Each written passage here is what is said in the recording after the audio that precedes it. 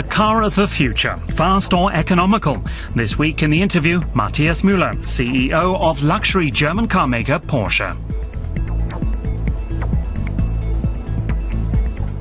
Mr. Müller, the Porsche Spyder has more than 800 horsepower. Who needs a car like that? There are naturally different motivations for developing such a car. The entire automobile industry faces the central challenges of providing mobility in ways that protect the environment and conserve resources. And that especially applies to sports car mobility. Porsche sees itself as a sports car maker, and so we have to dedicate ourselves to that task. And we've done that by fitting the Panamera with a plug-in hybrid system. It's the first production luxury sedan with that technology. Now we've made this super sports car, which has a sports car's high performance on the road, but has the fuel consumption of a compact car. It's not possible to be more efficient at the current time. Mehr Effizienz ist im Moment nicht möglich. Your marketing says it only uses 3 liters of fuel per 100 kilometers. Is that realistic? I imagine it would only be that efficient if the average speed was around 110 kilometers an hour. The 3 liters are calculated according to the standard consumption tests. Those are industry guidelines. They come out at 3 liters. But of course, the actual consumption depends on which driving mode our customers use. If they use the electric mode, the consumption is nil. And when they push the motor, it's more. The car costs almost €750,000. Is that in touch with the times? I think there are many customers who want to own a car like that. It's also a limited edition. We're only making 918 of them. And we know from past experience that cars like that always generate a lot of interest and find buyers. It costs around 3 times as much to develop this car as the Carrera GT. How is that good business for Porsche?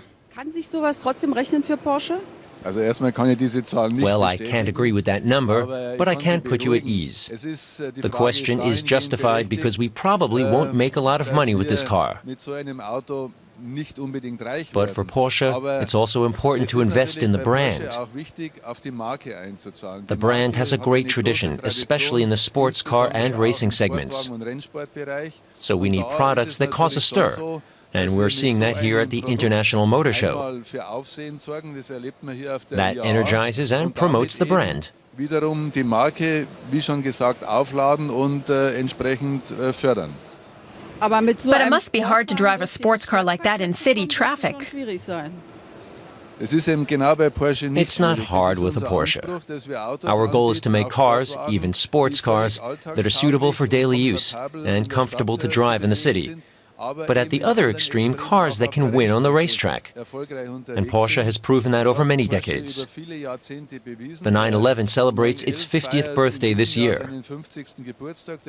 It was presented here at the IAA in 1963, and over the past 50 years we've perfected and modernized the model in 7 generations. The reviews and customer feedback prove us right. We've sold 850,000 911s. Many of them are still on the road and have even increased in value. There's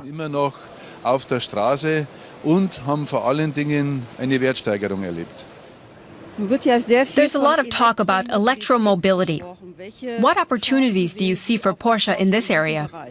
Our answer to electromobility is the plug-in hybrid, a combination of electric and combustion motor. We think it's important to have the freedom to drive any distance. With a purely electric car, you have the problem that the range is still very limited. You have to plan for recharges and the time they take. So I think it's right to plan for a coexistence between combustion engines, plug-in hybrids, and electric cars for the next 5 to 10 years. Elektromotorisch betriebenen Fahrzeugen in den nächsten 5 bis 10 Jahren auf alle Fälle gerechtfertigt ist. Do you think we'll only drive electric cars in the next 20 to 30 years? Over such a length of time, that's a fair speculation.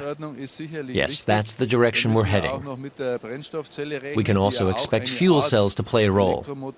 That's a form of electric power that's currently under heavy development. We'll have to see what happens.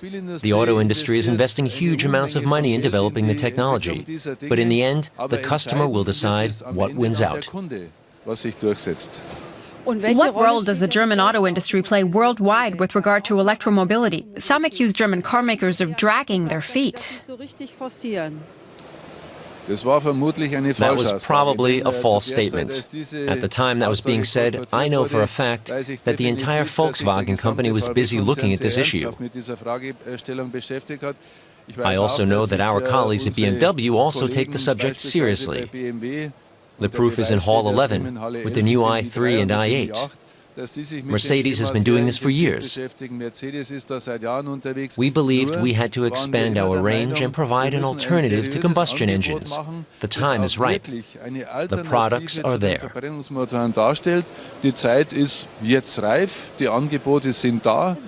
What signals do the auto industry expect from politicians?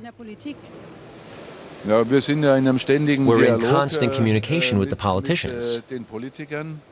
And Chancellor Merkel has made a pledge, supported by the Association of German Car Manufacturers, that by the year 2020, Germany will have 1 million electric cars.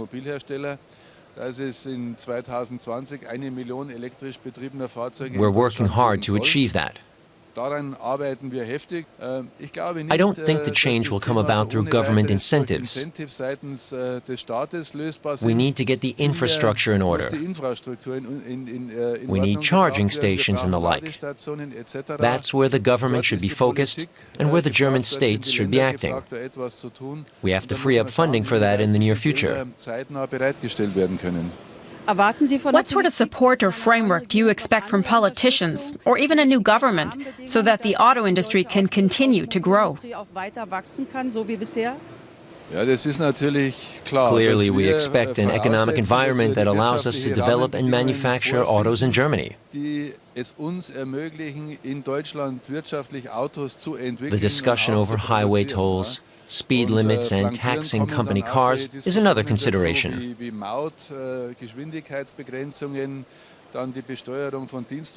The auto industry is one of the cornerstones of the German economy. We create many hundreds of thousands of jobs in Germany and around the world. And Germany benefits from the taxes. So, of course, it's important to have suitable economic conditions. Porsche is developed and built in Germany. How important is the Made in Germany label for Porsche? It's an important point for Porsche. Why? Because as a premium car maker, we also demand a premium price. Especially abroad, it's a big deal to be able to say, this car was developed and manufactured in Germany. It's a key point, and we want to keep it that way. Europe is an important market for Porsche, but it's quite weak at the moment. How has this affected the company? We're in the fortunate position to be a global company. Our core markets are a third in Europe, a third in Asia, and a third in the United States. So we can offset any short-term fluctuations. Of course, it hurts a little when Europe is weak and when Germany is weak. But we're bucking the trend. And this year we've even managed modest growth in Europe and Germany. So we've done our homework and we're making progress despite the downturn.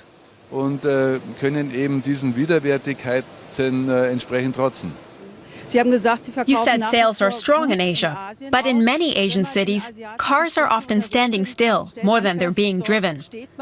So what will the Porsche of the future look like?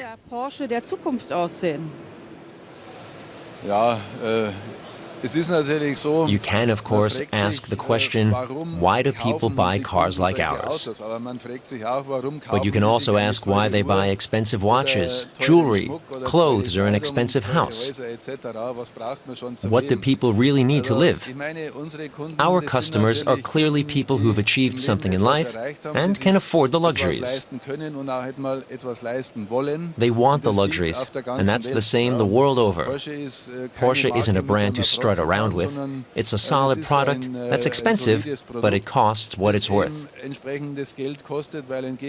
The demands of people in Asia are exactly the same as those in America and Europe. For our customers, one of the main points is getting from A to B without being dependent on public transport.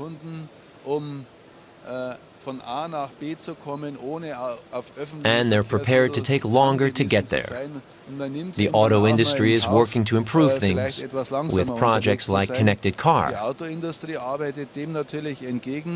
We're trying to optimize traffic flow, speed it up, not slow it down. And we want to give drivers the ability to communicate with the world from their cars.